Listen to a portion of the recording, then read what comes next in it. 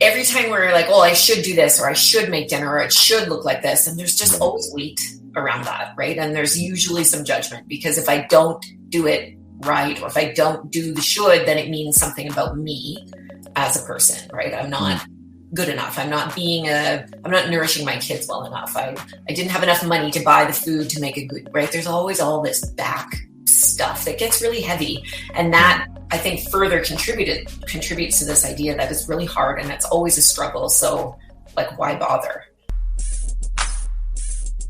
I think the minute I stepped on our practice field for rugby, the calling happened. An 8-year plan to be on the team. And I was in it within 2 years. Don't wait until you are a pro to be a pro, right? And I walk around with a rugby ball sometimes and they're like, what is this child on? It looks like it was a heavy hit. It's up, it's not up. You know, that's the first time I played like professionally. I'm making rugby money. How can I make money outside of it? And there's two Scottish guys, and they said, "Oh, you're here for the movie." That rugby is a game for all shapes and sizes, all cultural aspects. He looked at me and he says, "You guys are awesome."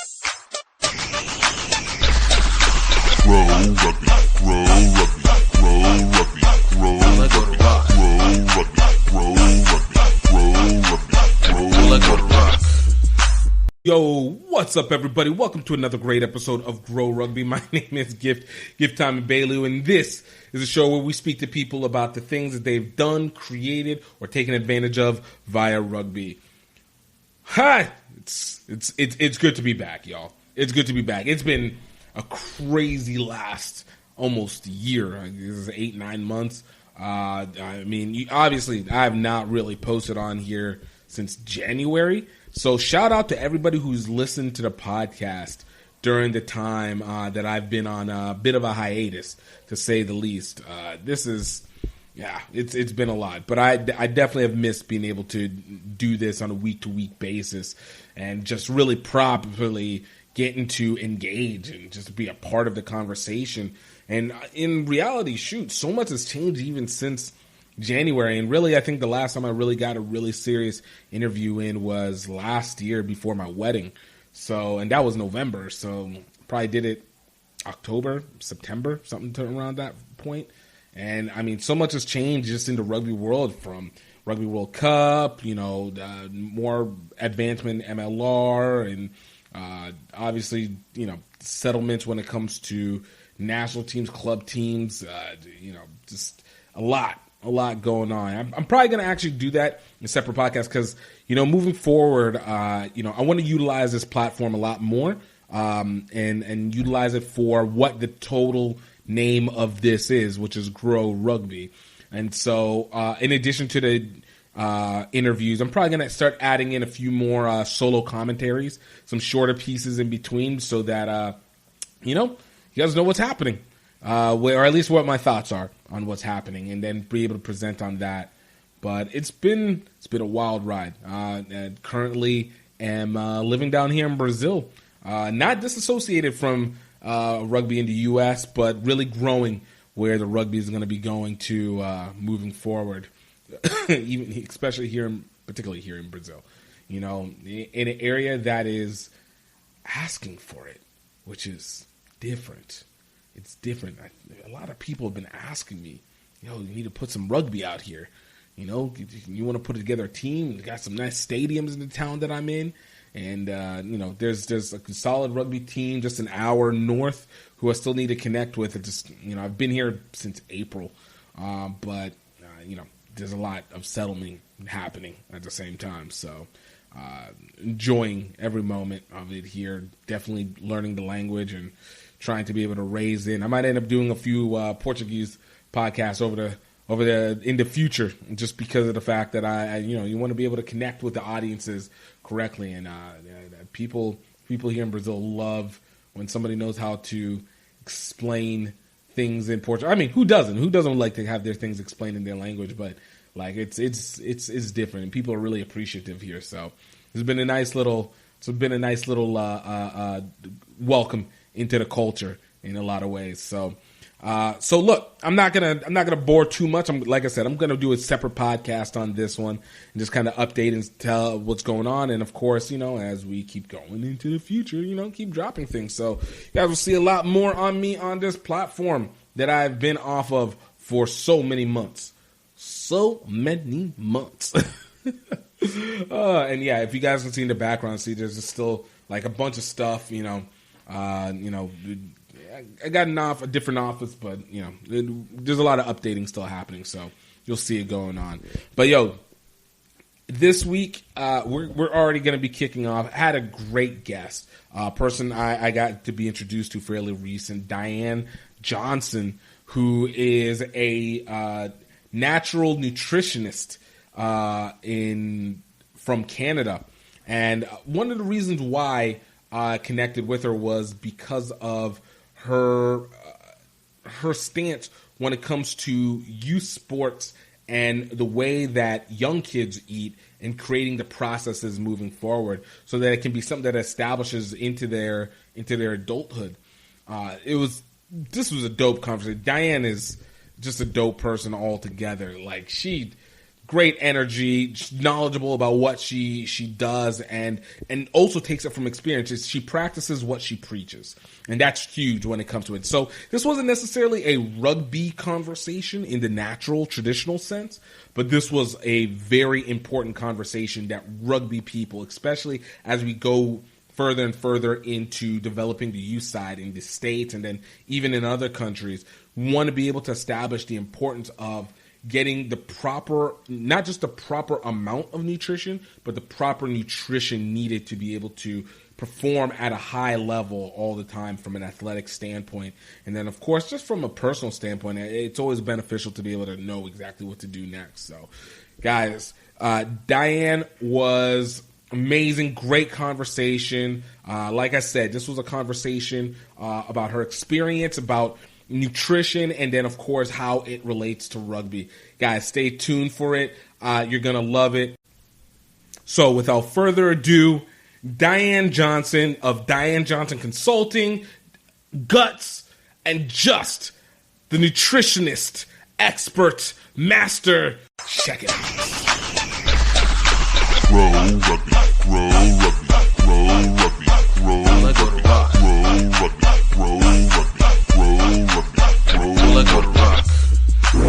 What's up, everybody? Welcome to another great episode of Grow Rugby. My name is GiftTime and Bailey, and of course, we got a VIP on the podcast today, coming straight out of Alberta, Canada. She is a teacher. She is a coach. She is a nutritionist. She knows wellness and is trying to get your kids and the youth and really setting up our future to actually learn how to take care of themselves at an early stage that a lot of us didn't really know how to do until much, much later in life, and still learning how to do it. Diane Johnson, thank you so much for coming on to the podcast today. Thank you. I think I'm going to record that. That was like the most excited introduction I think I've ever had. Look, we come in strong. Look, we've had the conversation obviously before, but when we talk about things like nutrition and kind of going into even this era now, how much education we need to know on it, you have to bring the right energy. All right. We bring in the right energy, and it's such a great thing to be able to do. No pandering intended. The voice is still high because I'm excited, but sometimes it sounds like it, but it's like, no, this is really real. It's so true. I think there's a lot of just kind of a feeling or a dialogue around like nutrition is really hard. Yeah. And I certainly we all can experience our challenges within, exploring that and trying new things and that kind of thing. But I don't believe it has to be hard. I don't believe it does. I think it's a mindset shift that we get to step into and can start exploring that makes it all a lot more easy and fun and like free, right? Free feeling. It's funny. I had a friend of mine tell me we were doing some work together, and she had made this mention. When she had kids initially, she didn't love cooking. She wasn't a big fan of it. And it played into how her kids' health ended up going. But somebody told her, like, the reason she doesn't love cooking is because basically it was because what her mindset behind cooking was. It was not cooking for growth and for love, but it's cooking because for the burden of cooking was basically what she was talking about. And I think it speaks a lot, because even for me, I still have that kind of element where sometimes it's like the idea and the process of cooking still catches me, because my mind goes, I'm hungry now and I just want to eat in this moment. I don't want to wait another 20, 30 minutes. Though, ironically, in purchasing food, we'll still wait another 20, 30 minutes. It's just me not doing the immediate work. So it still falls into the same kind of arena that you already are on. But because of the fact that there's this mindset of the amount of task and work and how much of an output in a slightly negative way, it doesn't make one necessarily lean towards it. But for you, you're saying, again, it's perception as opposed to reality. Yeah, well, and I think like first of all, like one thing that popped into my head when you were talking is like the number of, I call it shoulds. People talk about shoulds, right? And I say like, stop shooting all over yourself. Like just every time we're like, oh, I should do this, or I should make dinner, or it should look like this. And there's just always weight around that, right? And there's usually some judgment, because if I don't do it right, or if I don't do the should, then it means something about me as a person, right? I'm not good enough. I'm not nourishing my kids well enough. I didn't have enough money to buy the food to make a good, right? There's always all this back stuff that gets really heavy. And that I think further contributes to this idea that it's really hard and it's always a struggle. So like, why bother? Right. But that I think one of the biggest mindset shifts that I have experienced and that I try to introduce people to, whether that's like an adult client I'm working with, or whether it's a teen athlete, is like, it's not just food, like it's nourishment, right? This is the way that we live our life. And usually if food is feeling really hard, there's often something else in life that's feeling really hard, because it's all connected, right? It's all connected. And so I often think like food is a really cool lens to look at, to sort of get a glimpse of like, where are other things in my life that I can make them more free, more easy, right? If I peel back the shoulds and like, what just feels good right now? And sometimes that is, I don't actually want to cook. Right. Well, what's my next best option, right? Or if there's no shoulds around that, then it just gets to be an experience, and we get to make a choice based on how we feel in the moment, and learning to like witness the judgment that we often have around the things that we should or shouldn't be doing, and where that all comes from. It can be a full on like deep dive. No, but that's real. Like, I didn't even think of it like that, but in reality, it does. It usually is. There's always something that creates a little bit barrier. Again, using the example I said before, for me, it's time. It always feels like there's something that's pressing. I think it's one of those that you pick up from way in life, but it does constitute itself in it, because in its cooking form, because there is also those times where, like, very rarely, mind you, but there's times where you're just like, yo, let me just go make something, and you just enjoy the process because there's no pressure that goes, there's, like you said, there's no should that goes behind it. It just simply is, you know, I'm just enjoying, and then you just enjoy whatever it is that's been created. I think that happens whenever it comes, for me, I think it's come when it comes with grilling or something like that. Like, it's just a very simple process, but in the mind is just the moment, and it doesn't change really the consumption in terms of whether I'm going to eat it more or less, because it's just enjoyed, but it's a peace of mind that goes to it. Mm-hmm. Those little like the mindful piece, like you said, just and how and this is why I talk about lifestyle too, because I think just over the years our 9 to 5 typical push, go, burn the candle at both ends lifestyle does not allow for nourishment, really, of body, of heart, mind, soul, all of that. And so when it, like, I talked, I'm like, well, does it have to be that way? Like, if, you know, we get in the logical, we're like, well, the bills to pay and we got to do all the things and the kids got to go to all the sports but does it, right? Does it really? Right. That's only because of it's what we know. It's the lens that we've seen. It's what we've brought up through or we've come up through. And so it's often the only lane that we see. And in that version of our life, everything is fast. Everything is hard. There's always more to do. It's never enough. Facts. Where I think, like when I was introduced to changes in nutrition, it was nutrition, but it was also my stress. Like I had to make some pretty big shifts in how I was living, or I wasn't going to live, basically. Right. And so I got introduced to exploring that stuff when I was in my 20s. So I think for me, I mean, that was a challenging time, but it's been able to kind of play through in my life. And so I, like my husband and I, we consciously are very conscious of like, are we living the life that we really want to live that allows us to nourish ourselves in all of these different ways, with food, with time, enjoyment of time. Right. So, and like nutrition is a piece that fits into that big puzzle. But I think if we can just start even catching glimpses of, well, does it have to be that way?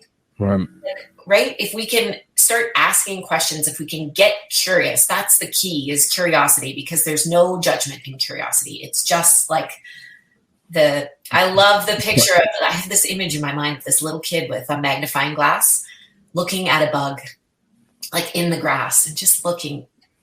Like they don't care if it's good or bad. They're just like, why does it have so many legs? Or like, look how big its eyeballs are, right? We can take that perspective into, why do I hate spending time in the kitchen? Like, just as a question. Right. And gives us a platform of just exploration and no good or bad, or no should or shouldn't, but just being curious about like, well, why is that? Is it because life is just so fast that I just don't have time? Well, does it have to be, right? Just all the questions, the curiosity of things, I think is the jumping off point to kind of looking at things a bit differently and giving yourself the opportunity to experience things in a different way, so that eating well doesn't have to be hard. It might be hard now. It might be hard now, really, truly. But it doesn't have to maintain that kind of struggle. No, but I think like it's this, you know, the plasticity of the mind, the way that we are able to change our mind. We change our mind, right? Like we can. It's hard. It's not easy, but it is there for us if we choose. And I just love the idea of introducing that to people. Well, it might be hard now, but it doesn't have to stay that way forever. No, I love it.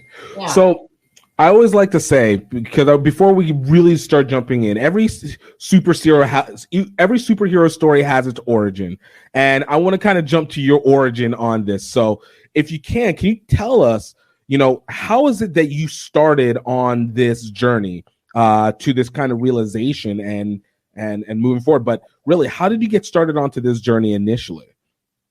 So if I for a long time, it started when I got sick. So I was diagnosed with ulcerative colitis when I was 21, and it took a long time for me to get diagnosed. So by the time they told me what was wrong with me, I was really sick. Like I was in the hospital for a month. I was fed through a tube. The surgeons were always chatting, like, do we need to take the colon out now? Can we, it was pretty touch or go for a while. And I was sick. So I was immediately into everything medical, all the drugs, all the therapy, like everything, only medical stream. Mm-hmm. And it helped me and it saved me at that point. So I'm super grateful for that. So that would be that's when it started, because even though the medical process saved me in that moment, when I got out of the hospital and I was trying to taper off medication and all of this, nothing was changing and I just kept getting sick. Right. So I spent my summers working in the mountains at a backcountry lodge in British Columbia. And I was just surrounded by people who had a different view on a lot of things. Like everything was very natural all around us. And people were handing me books, and my coworkers were doing Reiki on me in the staff lounge. And I was like, what's Reiki? Right? Like, just like 20, what? No clue, but okay, this feels good. So sure. Just like all these droplets of things that I was so curious about. So when I got out of there, I just started reading. I booked in to see a naturopath, and they immediately started talking about food. And once I was so, I guess, just so astonished that these were the answers and they were so simple. Again, it was hard because I had to cut a bunch of things out of my diet, but it was answers. Like it was hope. Something could change, and it almost immediately changed for me. It was probably about 2 weeks, and I could start coming off medication. Oh, wow. And the light bulb was just going off like, oh my gosh, like, why did nobody tell me about this? So in that time, like before as you were in the kind of the medical pathway, before you started hitting the naturopathy, what kind of lifestyle was it that you have? Were you an active person? Were you kind of just chill? Like what was kind of the basis of it, as well as how you knew it was just like so accelerant within you? Yeah, which I love that, because that's, like I said, when I think about it, the first thing that comes is, well, I got sick. But the reason that that's why I started on this journey is the me of 13, 14, 15, who was overweight, super insecure, acne, didn't want to be seen, didn't want to raise her voice, and yet wanted so badly to be seen, right? My dad and my godfather both were Olympic athletes. All of my mom, my godmom, everyone around me was a post-secondary athlete. Wow. My brother was an athlete. I was athletic, but struggling with my weight and just putting myself out there in a sports space, right? A lot of pressure in that family to be able to be athletic. And yeah. Yet, when I think back, it's taken me a while to talk about that, because I never felt like it was from within me. That was where the pressure was coming from. I had full support from a very loving, wonderful family, but it was within me for whatever reason. And so insufficiency. And when that's where it all started. That's where the journey started for me. And I didn't know it was related. Like if I had known when I was 13 that I was sensitive to wheat, dairy, sugar, spelt, yeast, if I had known that then, right, I may never have ended up where I was. But at the time, it's not something that's talked about. I mean, we're talking about like this is something that's only been brought up in heaviness in pop culture in maybe the last 10 years. Yeah. And really, anytime before that, it was either hippie mumbo jumbo or it was just far extremist Eastern belief behavior, which goes back to the proverbial hippie mumbo jumbo that was always created. So, it wasn't something where we're sitting back and like, oh, perhaps maybe this plant that we have in all our basis of food. I mean, we're looking even at the food pyramid where wheat is literally the bottom rung, which doesn't make any sense now, is set there. So how could this be the enemy of it? So yeah, no, I can imagine. Pretty cool. So like such a physical journey for sure. Yeah. Body, physical healing, but so much emotions, feelings, pressure. And that's just the way. But the other thing is, like, I think there's often a lot of people talk about trauma, right? That something really bad must have happened. I don't think anything really bad ever happened to me, but it was whatever the wiring in me was, myself just took on a lot. And it's so interesting, or it makes perfect sense to me now, knowing what I know about energy centers in the body and where we carry things, that I ended up with literally a disease that was eating away my insides because that is what I was doing to myself. Right. Emotionally. Right. Right. I didn't know. No, you just don't. But so this is just a constant journey. I'm still peeling back layers of worthiness and, all of it. It's, I think, we think about healing. First of all, we don't get to decide how it happens. Right. We just get to start somewhere and trust that there's a process there for us and there's healing to be had for us in whatever way it shows up. But there's just so many pieces. But Yeah. It takes a whole new kind of spin to the idea of we are what we eat, because it really does. What we take in feeds how the rest of the body wants to go, and the rest of the body feeds the way our mentality ends up placating itself out to. So the strength of that, where, as you said before, it becomes all connected together, and it's very understated, but it's also very immediately impactful. Yeah. I think we think, like you take the Tylenol and that's the quick fix. Like pain is gone in 20 minutes. Exactly. Right. But it's amazing actually how quickly things can change when we look at food, water, right. thought, belief, right? That those I think we sort of assume that either they don't work or they take a really, really long time. And yeah, they take time. It's slow medicine. Right. But often I think the things that we discover about ourselves along the path they happen faster than sometimes we expect. Oh, that's awesome. Mm-hmm. So kind of continuing on to your journey, you realize, I love it. We're gonna bring this all. It's all connected all together. We're gonna jump through this. All right. Ventured into the Grow Rugby zone. We hit all the depths if we can. But you came off. You're 21 years old. You entered into this, and you started to feel this immediate relief. Obviously, I'm going to make the assumption that the full knowledge of it did not sit into your mind all at one time and just came through. But this was kind of the opening gate. So for you, what happened after that? So was it just like, okay, now you recognize this kind of way of eating and lifestyle, but you're also secluded into this mountain environment where it's easier to control it. So you come back into the real world. What happens? I think that I was at a point when I started that, like, after I left the naturopath's office and they were like, you can't eat wheat, sugar, yeast, spelt, or corn. That was the other one. Right. I went straight to the store because I was like, well, there's nothing in my house I can eat.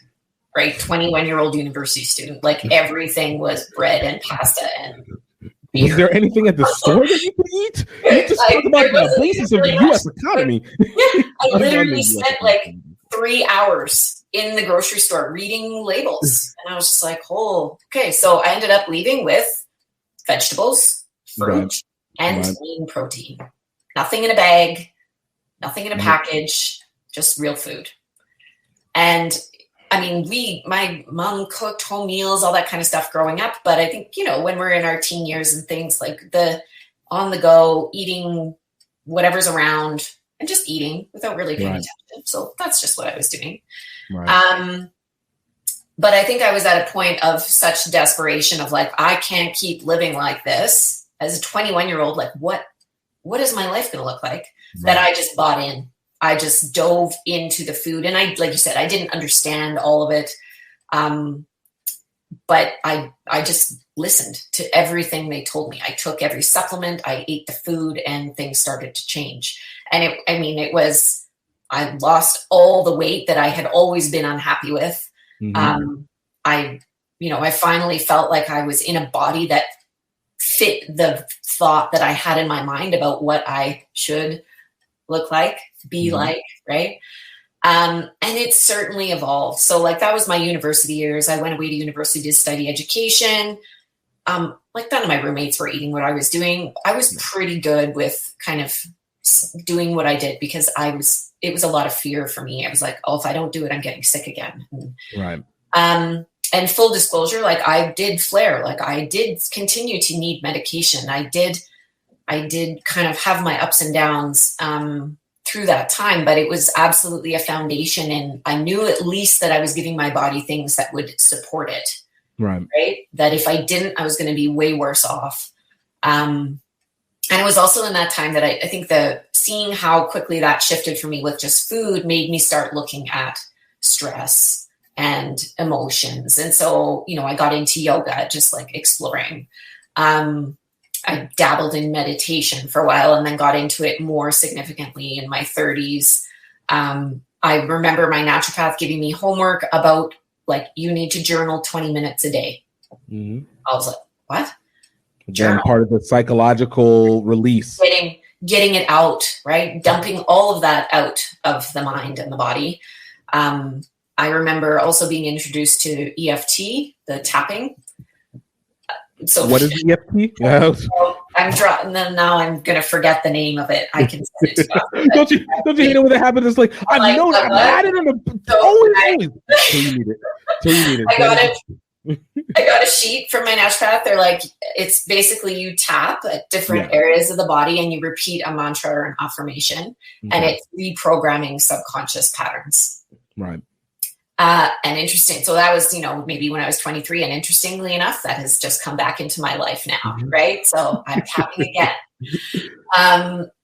But yeah, it's just been little dribbles kind of all along the way. But absolutely, like, I did also have surgery. Like, at some point I did decide that I was ready to be done with the ups and downs of chronic disease, and I chose surgery.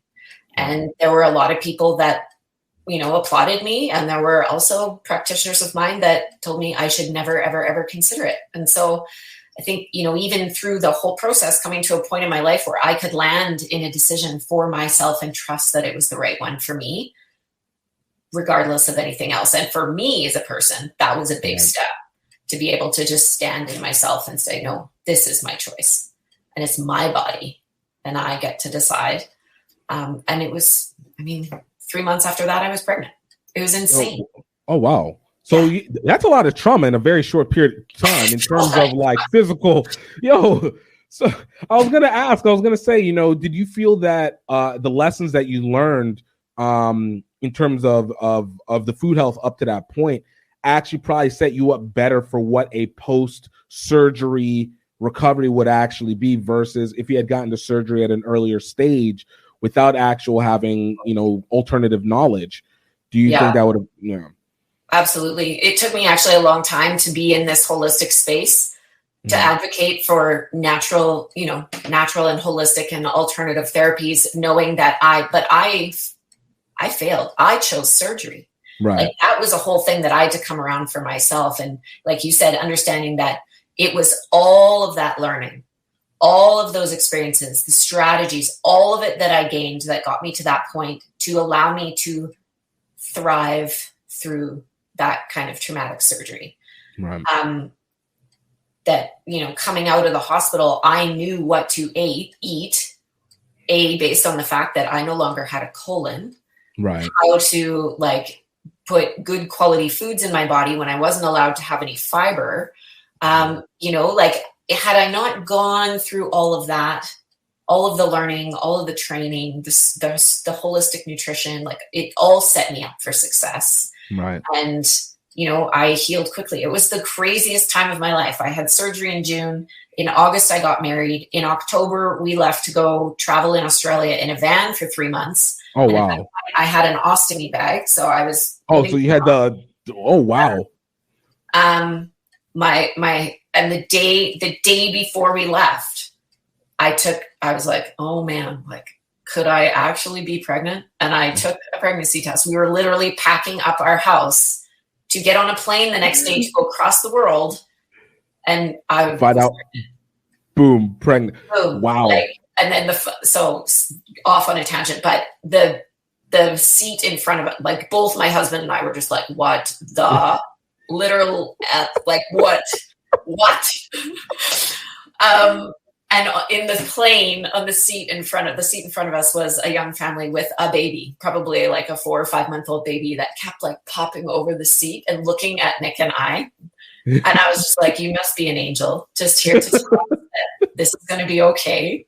Right. That's awesome. Such cool things happened after. Lots of cool things happened in my life, but those was just abundance, just dropping in, drop. It was crazy. Yeah. It's a level of reassurance that that adds, again, it goes back to that psychological, almost borderline ethereal kind of level of trying to understand how life moves forward, because you have all these this lineup and build up, and of course the roller coaster of struggle that goes in between there. But to know that each one seems to have had its own reward at the end of each struggle. Continues on. Gives it reassurance. You guys still ended up going to Australia, right? Oh yeah. The first doctor I saw was in the Blue Mountains, just outside of Sydney. She's like, "Yes, you are pregnant." Like, nice. Oh my God.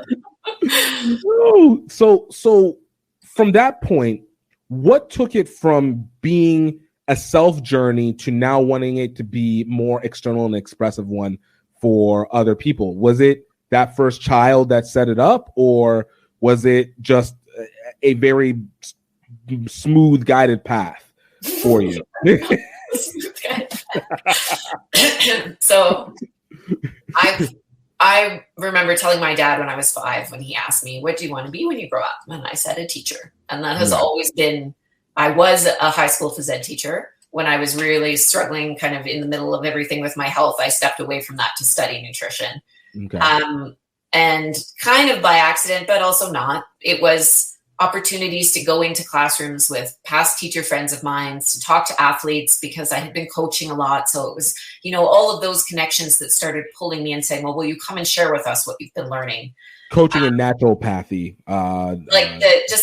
Mostly a focus in nutrition, but because I was in like the athletic stream of things in my teaching and coaching, it was often teacher friends, like phys ed classes and sports performance and teams that were, "Well, come talk to my athletes about nutrition." What were you coaching specifically? My sport has always been volleyball.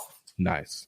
Yeah, so I played. That was my sport. That's what I grew up watching. My dad played in the Olympics. It's a family thing, I guess. It's literally in the blood. Wait, is this also what your mom did as the post-secondary, as volleyball as well too? She did play. She also did some track and field, and my godmother played. So and then it was at one point my dad was coaching with the national team, and so there were always like high level athletes, like they were at our house for barbecue, and we were watching them. So it was always just around. So volleyball has been a game I've loved for a long time. Oh yeah, it was stuck in there. It was going to be a part of your life, whether you wanted it or not. Yeah. So that's where I guess it started. Transition to teaching about food or nutrition. And it was just really interesting in those first few times getting into the classroom and talking to kids. And I think I had a bit of a preconception that they're mostly just eating junk food. So really this is a conversation about quality. That was my thought process going in. And what has kind of the realization over the years of doing different activities and reflections and things with the kids in these classrooms is that quality, yes, but more so even quantity, especially for young athletes, because their demands are so high. And was going into classroom after classroom and just seeing that they're actually not even eating anywhere close to enough, regardless of what it is. And then I was also at that time working in a volleyball club and just seeing a lot of challenges, seeing unhappy kids and unhappy parents and not performing to a level that they were excited about or not enjoying things. And just, again, the struggle, right? Always struggling. And I was like, that is not what I believe sport to be, right? I believe so much in the lessons that sport, the abundance of sport, the enjoyment, I'm like, where is that? And so I think from my own journey, such powerful answers coming through food and then seeing what these kids were missing, I was like, there's no foundation there for them, right? We want to play well. Yeah. They want to play well, but with what fuel? Right. How are we doing that? We want to go to the gym and get stronger, but we don't have enough energy in our day to get through school. Right. Never mind practice and then to the gym and then to all the other things that a young athlete or a teen goes through. So again, like you mentioned, the smooth process, there was really no smoothness. It was sort of like a step and fall over and be like, oh, wait, that was cool. Okay, well, let's do some more of that and go a couple more steps and fall the other way and figure that out and come back. So yeah, but it's been really cool to see some of these athletes embrace it and the changes that come for them.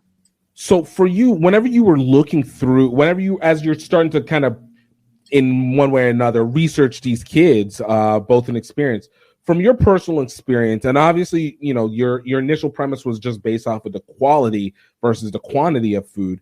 But did you see any of your particular athletes that you were like, let me try a test to see if I can help them on an individual, like maybe one of you, a potentially high performing volleyball, or one of your friends, one of their athletes?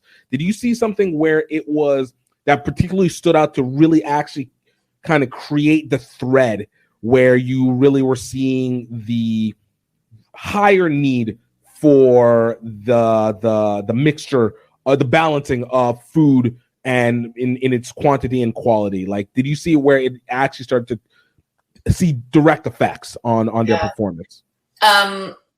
Well, I was also at some point along the way trained as a yoga teacher. And so I did a lot of yoga teaching also with student athletes.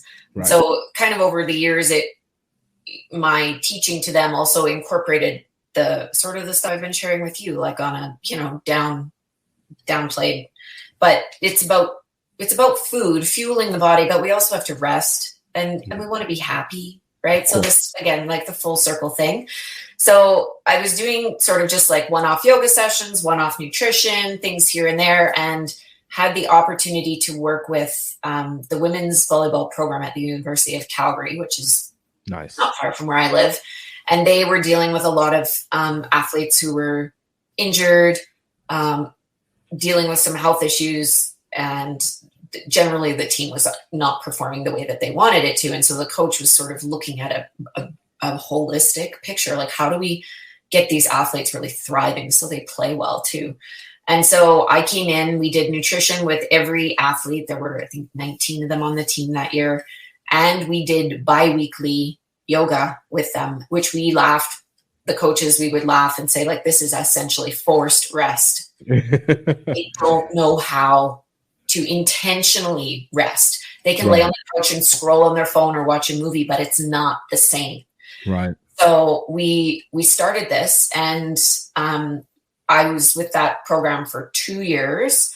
And then I wish it wasn't so far from my house, which is why I stepped away, because I was driving so much and it just was. What is that? Almost Alberta, Calgary? What is that? Like a 2-hour turnaround each way? It would be total about 2 hours. It was an hour from my house to the university, so it just got tricky. But in 2 years, the coach statted it, and she said an 80% decrease in injury and illness in a 2-year process. So that was nutrition.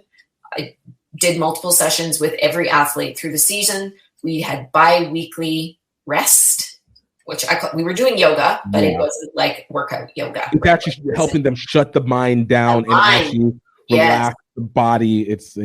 Yeah, because recovery doesn't happen when we're constantly going all the time. Like I kind of chuckle, we see teams, like especially youth sport teams, right? And they're like, okay, recovery, like 5-minute stretch. Everyone's like there in the circle trying to touch their toes and talk to their friend. And sure, like the kids get some benefit from that. But in terms of recovery, the body doesn't recover when it's firing all the time. That's not when it happens. So we made them deeply rest twice a week and fueled their body. And they had also working with a trainer that was amazing. And 80% decrease in injury with this holistic perspective on how do we help the athletes thrive, body, mind, soul, and then look what happened. They won Canada West that year. That's amazing. It's really interesting to me because you would think that in the collegiate environment, an area that is almost particularly used as a petri dish for health and development in a lot of areas, that had such a poor display or poor preparation for it. For you, is it something that, I guess it is, but for you, is it something that you see consistently, like to no fault of University of Calgary's own, like they only know what they know, but is it something that you see being consistency in a lot of sports environments, that there is a lack of understanding of what true recovery actually means, and there is a poor understanding of what legitimate nutrition, especially nutrition support for elite levels of play. Yeah, I think so. And I mean, I certainly can't speak for every program, but doing this work, and part of what I try to do every week is just talk to people, is talk to coaches, talk to elite athletes that have gone through, maybe they've just finished their post-secondary career or whatever. I'm trying to always learn more about what their experiences have been. When I was at UFC with those particular athletes, there were, these amazing athletes that are like 6'4" and jumping out of the gym and all of this. And they would eat cereal for breakfast, like one bowl, and they'd have a salad before a 4-hour match. And and that's what they've been doing for their whole elite sport, right? Because these were elite. These kids have always been elite. Never told how to actually fuel their body through growth, right? Now they're done growing. So now it's really like, let's support the demands, the activity demands, but all through growth and development, no information. Right. And last week I was chatting with a couple of guys in the States that played baseball, and it was very, they're like on the farm team for the major leagues, and they're still not getting any nutrition support. They said the guys on the big leagues, they might, they get catered meals and stuff. They might have a nutritionist with the team. Nothing significant. And it for me, I think looking at starting off with the youth population in terms of youth athletes, and then seeing with the university kids where they were starting their university journey as an athlete, like they're just, if they had started when they were 13 with a basic understanding of these are the foods that I need to eat to give me energy, so when I go to practice, I actually feel good and I can play good. Right? That even alone would make a difference for them at university. Right. So that's, I think, part of my, I love working with that young age group, but I just see, if we can plant the seeds when they're young, what is possible for these young athletes? Yeah. It's funny because my friend she was a track and field athlete. And when this was exactly her story. When she was younger, 12, 13, 14 years old, actually 10 to 14, 15, 16, 17 years old, she always was able to perform at the highest level at that time. But her thing was she was always she was nutritionally depleted prior to the game because she would never eat before a meet, because if she eats, it makes her feel heavy or weighed down and give a poor impression, until she started getting into collegiate level, where now you're performing at a much higher level, at a much more consistent level. And she started to feel the lack of nutrition in her performances. And it actually started to pull back to the point where she ended up having to step away from track and field at some point in time. One of many reasons, but that was one of them, was the fact that she was just not able to perform at that same level that she had during her high school and preteen years. And so, when you speak about the fact of, what athletes need to have, we always talk about, we know that you need to have good food, especially at least afterwards, but that beforehand, there's so much worry because if I eat too much, am I going to be too heavy? Or am I going to get sick if I'm going to get running? Or how long before I eat, or is it going to be something that makes me sluggish at the wrong time? So whenever you speak to athletes on it, how is it that you describe to them to kind of set their nutrition timing between when they have to perform and what they have to do from a day-to-day basis? So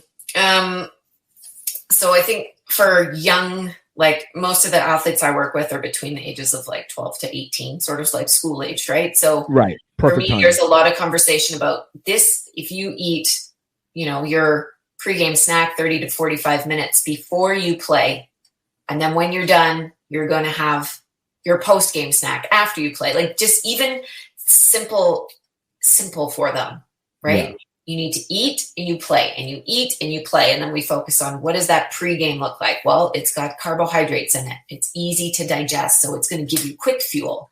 And then after, we're going to get some carbohydrate again to replenish, and we're going to get some protein to recover.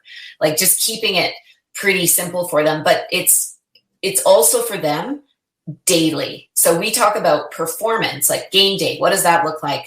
Right. But game day might only be like 1 or 2 days a week. Right. What's happening every other day? And those are the days when they're not eating breakfast because they're rushing out of the door to go to school. Their lunch hour at school is 30 minutes long, and they spend 3/4 of that in line waiting in the cafeteria to get often not great quality food that doesn't digest well, and they don't have time. And then they didn't have time because they were busy last night, so they didn't pack a snack, right? So it's very individual for each kid. We give like general, right? This is, you're going to do this and you're going to rest, and you're going to do this and you're going to rest. But to understand that every single one of them is facing their own challenges around eating, whether that is they're so overwhelmed in their minds that they can't rest. They don't feel like eating because their body is doing everything else except digesting food, right? To what's available in the home, to just understanding what foods are going to help them, to what's happening with peer groups, like what they see in the media. Like they have more challenges with eating than anybody else. I mean, typically there's nothing there for them to like, let's help you through this. So, kind of rolling back to what we were talking about at the beginning was the perception and the mindset that goes into creating and preparing your own food. At that age, obviously, as you spoke, there's school and, there's social pressures and, you have your own personal time. So what are some things that, you suggest to kids early, and obviously can resonate into adults, but definitely starting it early? What is it that you suggest to parents to teach their kids to properly learn how to prepare their food and be able to be properly ready and in the right mindset that this isn't a burden, but this is part of the process? Yeah, it's I was actually chatting with the club director yesterday about like we need to support the parents, because the parent, as busy as the kids are, the parents are busy, and they are, and we our kind of generation, we've grown up in like the go, push, do all the things. We're in that lane of lifestyle, right? And so nourishment, food, rest, they all are coming last. Right. But there's not enough time. I have to do the things, right? So I think, and that's a hard thing to change, because people are, unless someone is ready to explore that, I feel it's all we can do is, like you said, plant the seeds, like offer different insights, provide education, like give space where they can step in to learn, and maybe they'll take something away and they try it. And it's a process of slowly changing things over time.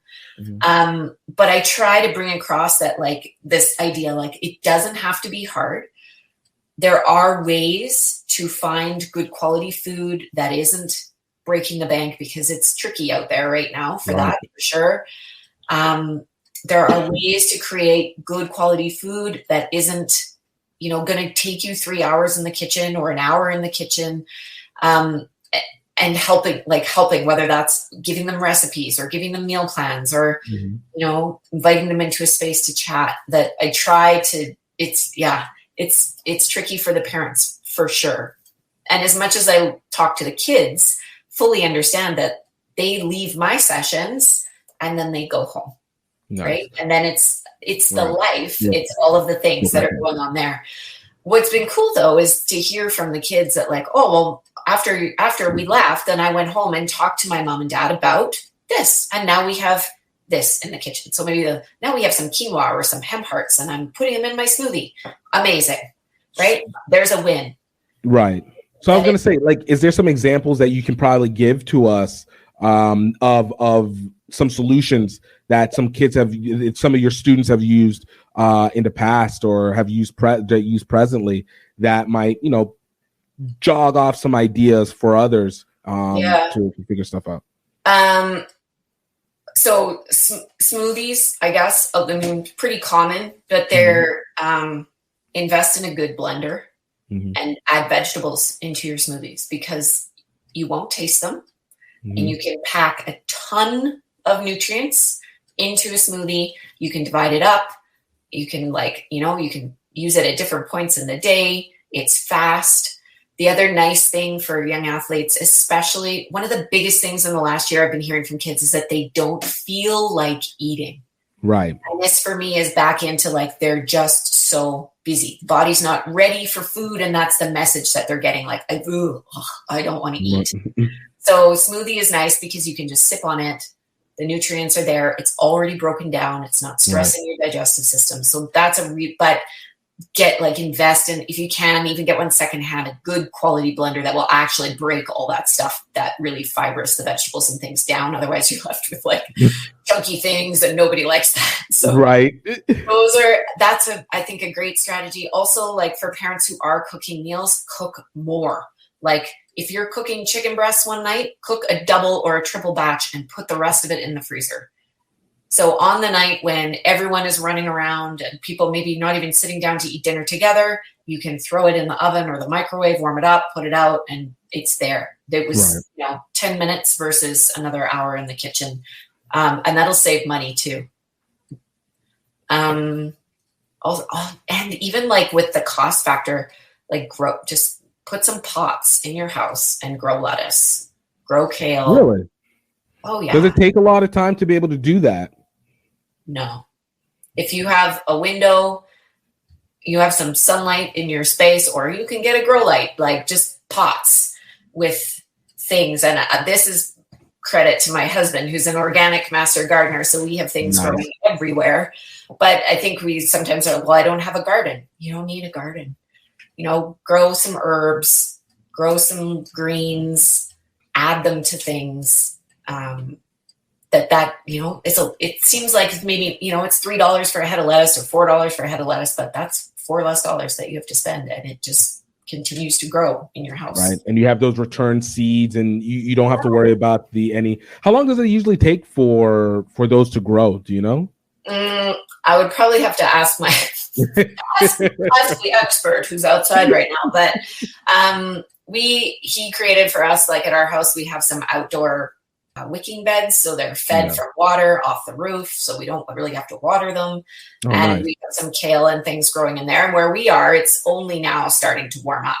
Right. So he planted those probably in March, but because they're in these little mini greenhouses, they're already starting to grow. So if you can grow them in your house, probably takes a few weeks for them to actually, to be able to harvest. But once they start, you can just clip the lettuce off. You don't have to pull the whole thing, right? Oh, and it'll regrow itself back. It grows itself. So things and it's kind of just like a new way of doing things that, not everyone is growing things, but we could. Really, once it's planted in the ground, it doesn't take a lot of time. Might have to water it a bit. Maybe that'll help you remember to water yourself. So, giving all this good water to these plants, maybe my body could use it as well. I'm going to eat this beautiful, and that's the other thing, like the energy around food, and I don't need to get into it, but like you nourished this plant. Right. You put your own energy into this growing thing that is then going to nourish you. Like that is a cool exchange of energy. And that in itself, regardless of the food, is nourishment. Right. No, so I don't necessarily get into that with the young athletes, but little ideas like that for parents. I know protein powders are a huge thing for young athletes, which is tricky because they're not made for kids. Right. The nutrients aren't, it's not based on what they need. It's based on adult bodybuilders, basically. Right. So, are there other things we can do? Sure. Add some quinoa to your smoothie. If it's a good blender, it'll blend it up. That's protein. Add some hemp hearts, right? When it comes to the protein, do those alternatives provide a similar amount of protein as you would from a protein powder? Because I know, especially when it comes to like obviously this is a rugby podcast. When it comes to rugby players, we're dealing with impact. We're dealing with things that you're trying to build muscle, you're trying to create more durability against your body. So a lot of it, especially when it comes to muscle development, you want to bring that out faster, especially when you're younger. You want to see that happen. Does quinoa help enough to be able to facilitate what that can be, or are there other alternatives, or is it just something to add into and it can create an additional supplement to what you need on a different foundational basis? Yeah. So a couple of thoughts. Like, I try to advocate for balance. So I have, here anyway, where I am, and like we are like the beef place, right? Like everyone's, it's all the beef, all the cows, all the time. That like animal proteins certainly have all the amino acids that we need for that building, right? And we're going to use that and benefit from it. Right. However, it doesn't have to be our only source of protein. And, if you look at, I don't know if you've seen anything about the blue zones, like the places in the world where people are living the longest. Now, they're not necessarily high performing athletes, but just generally longevity and like enjoyment of life at an old age, they typically eat less animal protein than we do. Right. So they still have animal protein, but they're also consuming more plant-based protein. So quinoas, beans, lentils, nuts, seeds, those kinds of things. And they just have a beautiful balance of how it all works together. So I think certainly for athletes, especially, it's really important to make sure there is enough protein coming in. Mm-hmm. But we can do that with a variety of foods. So yeah, maybe you use the protein powder and maybe there's some quinoa in there too. And you have a little bit of hemp hearts in your smoothie to, give you, because it's about protein, but it's also about nutrients. And if we're always eating the same foods all the time, we're always getting the same nutrients all the time. We end up with a whole bunch of some things and not enough of others. Right.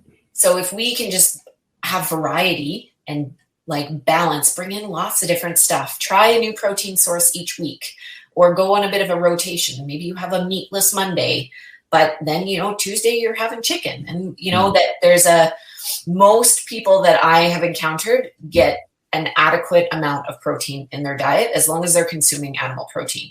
I have worked with some athletes who've decided to be vegan, not to say that you can't be a vegan athlete. You certainly can, but you do need to pay attention and make sure that you're getting the protein that you need, simply because you require more plant-based proteins to get to that level that you would get from like an animal base. So it just is, again, it's just a different path with a different awareness about what key things you're focusing on in your body.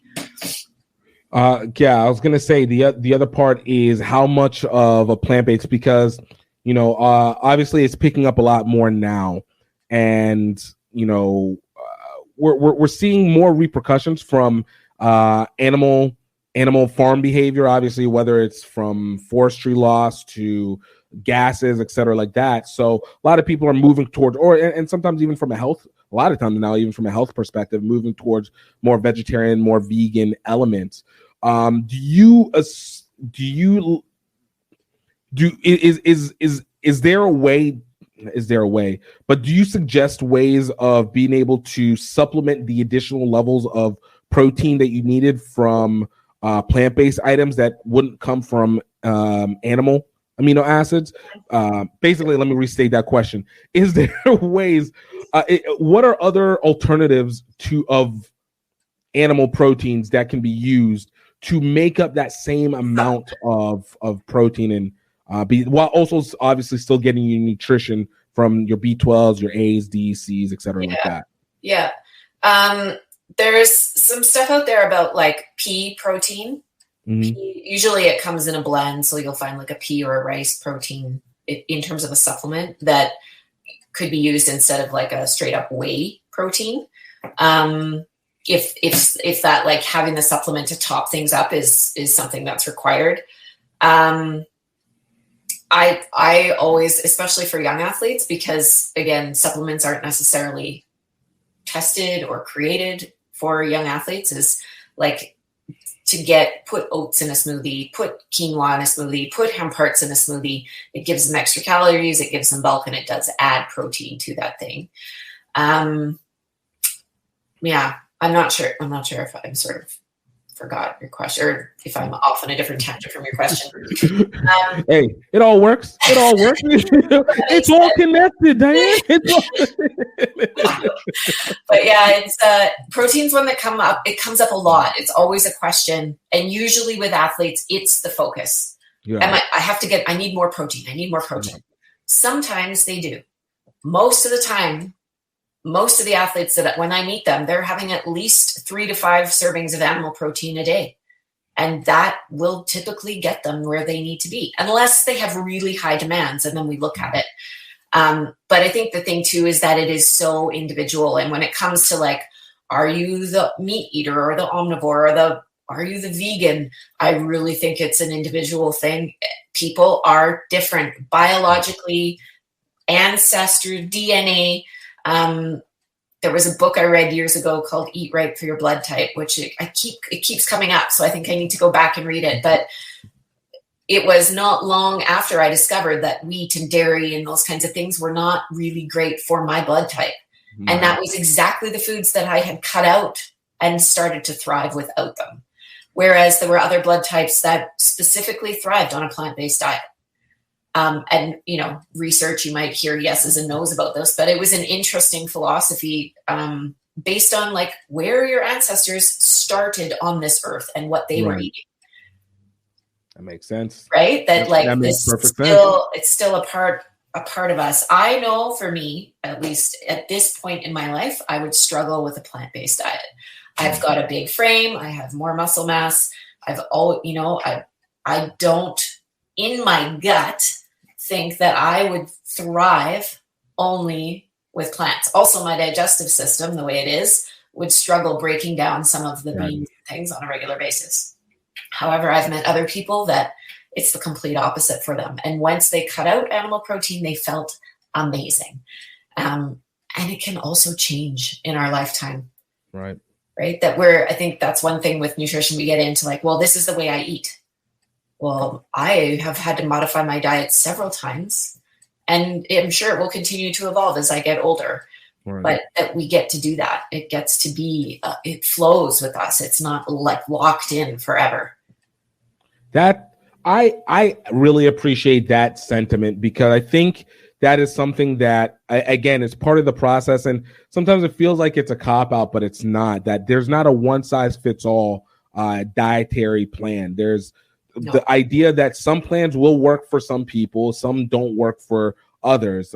So it's not I'm vegetarian and vegetarian works consistently across board.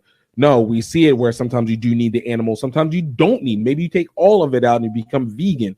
It does seem to vary, and it's good to know. I guess it's just the question of trying to find that right balance and be able to have a better understanding of the body, which I guess goes back to the psychological and spiritual journey that this diet ends up being on. Yeah, I think like one of the things to consider is just like to really tap into like what your body is showing you. So if you feel heavy or bloated or really tired after a meal, okay, what was in that? I think it often is just our normal, right? So this is just the way I feel after I eat, and that's just the way it is. Is that really?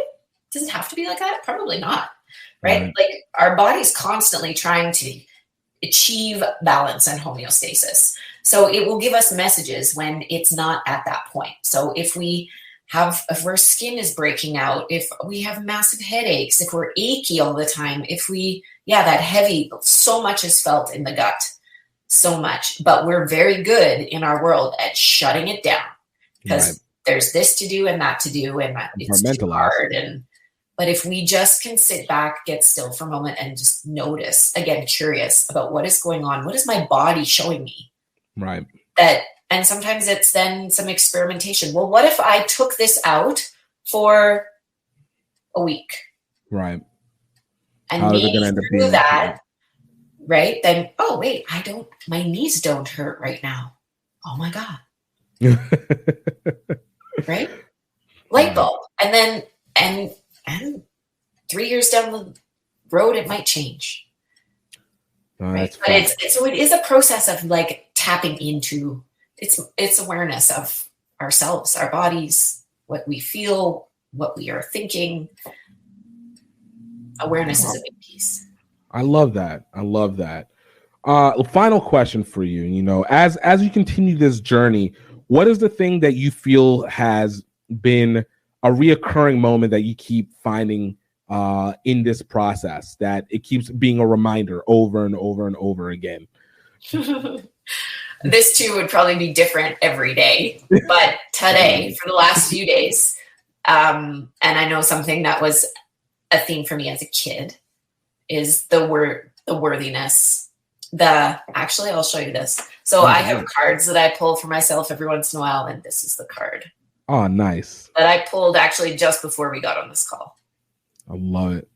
Yeah. So the worthiness piece, that I deserve love. I deserve to love myself exactly as I am. I don't need to fit into any image or idea that, like, I think there's so much waiting. Well, I'll do it when this happens, or I'll be happy when I lose weight, or but it's like, no, what's there now? Like, you're worthy of it all right now. And if you can start there, like that, my focus the last few days of like, I'm worthy of drinking 4 of these water bottles today. Right. And when it's about me, it doesn't feel like a chore. Right.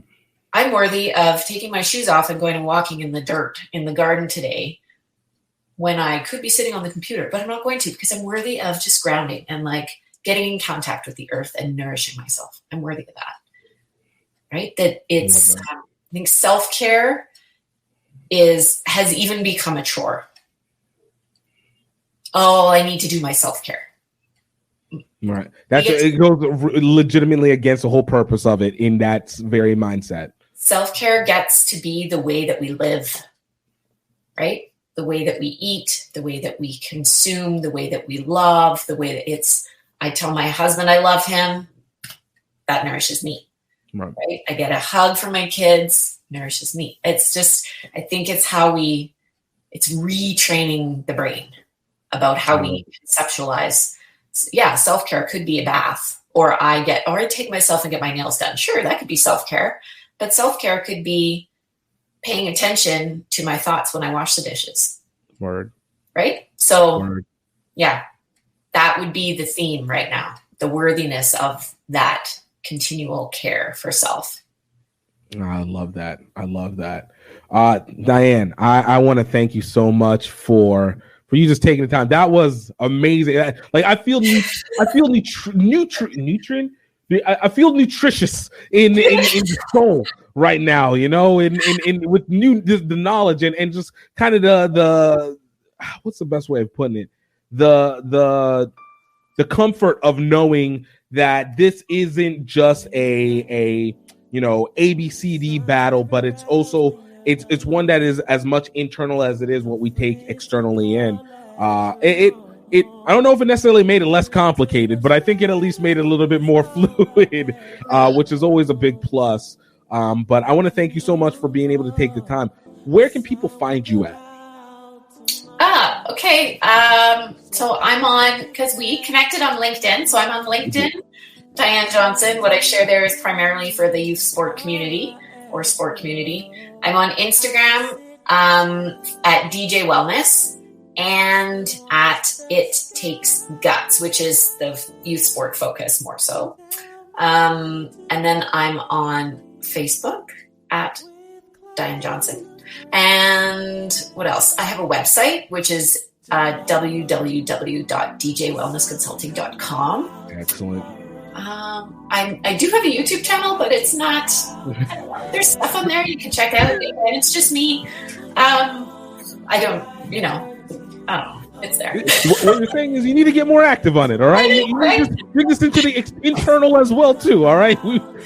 Actually, I will mention, I'm starting something next Tuesday that I'm calling The Weekly, and it is simply a weekly conversation about nutrition and lifestyle.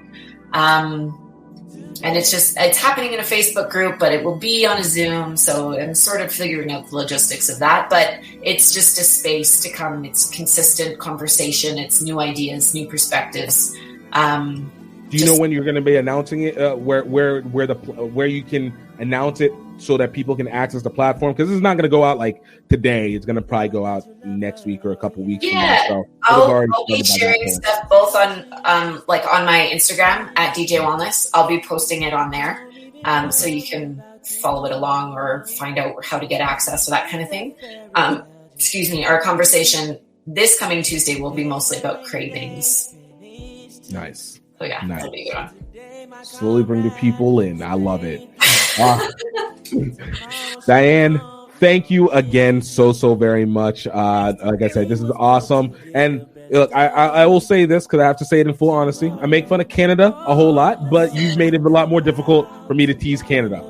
Not too much more difficult, but a little bit more difficult. That's awesome. That's fair. We can take some teasing right now. Yeah. Oh well, thank you so much. I love chatting with you. It's an absolute pleasure. Diane, I appreciate this so much, and I hope you guys were able to glean something from this. This was a lot of great information, take a lot of experience to be able to pull from. So, guys, if you get a chance, definitely go check out some of the other episodes and just recap who we talked to. We're bringing it back hard and gonna go as much as we can. And it's a lie. That makes it sound like there's finite amount. No, we going all the way. We're going all the way. We're getting in. We're going to try and make sure we learn more about people like never before and just continue to be able to be on that process. Something we started a while ago and we're coming back again for so many reasons. Just so many reasons. Mainly, I miss being able to do it. So, in the meantime, I want you guys to absolutely know that I hope that you're happy. I hope that you're healthy. And I hope that you know that you are highly favored all the way through.